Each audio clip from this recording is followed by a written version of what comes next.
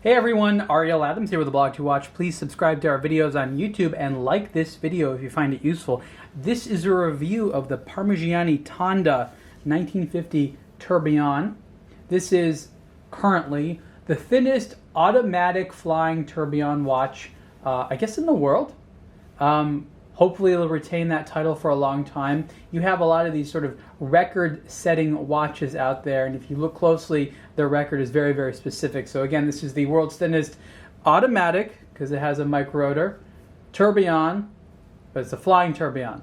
The movement is, a little bit under 4 millimeters thick. The entire case is, I believe, about 8.3 millimeters thick. So it's not insanely thin, but when worn on the wrist, it has a very nice low profile there, as you can see, it being under 9 millimeters in thickness. The case size, because this is the Tanda 1950, is about 40 millimeters wide.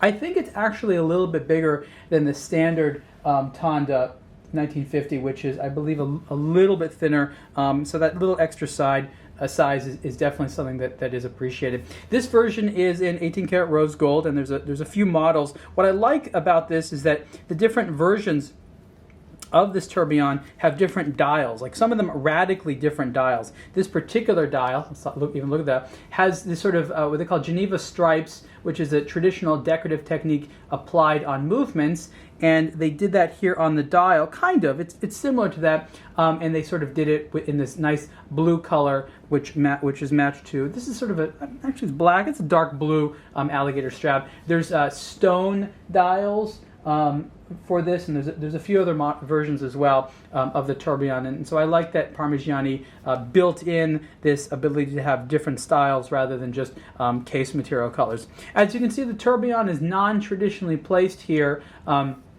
towards the side between, I guess, 8 o'clock and 6 o'clock there.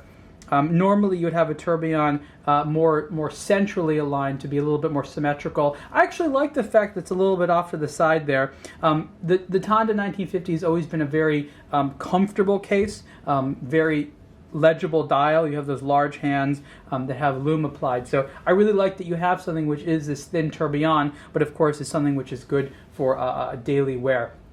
And the flying tourbillon lacks a bridge, and that's why it's called a flying tourbillon, so that you don't have anything obstructing it, and of course that doubles as the seconds indicator. In terms of tourbillon watches, I haven't worn a huge amount, but I've worn enough. This is the one that I felt sort of the most comfortable with on a daily basis. I like the fact that it's an automatic, which means I don't have to think about winding it all the time. I like the fact it's very legible, and I like the fact that it's not a bulky experience. You can see right sort of through there on the movement there. The movement, of course, is in-house made Parmigiani movement. Really beautiful decoration. They do an excellent job here. And I like the fact that they use a micro rotor there, which actually has some nice engraving on there in order for it to be an automatic, rather than having a rotor which obscures the entire movement. So you really get a great experience there of being able to appreciate the look of the movement while also having the added benefit of automatic winding. So again, it's sort of a simple watch to take in. There isn't a huge amount to say because it is something that's just sort of approachable, and that's something I like a lot. So again, this is the Parmigiani Tanda 1950 Tourbillon.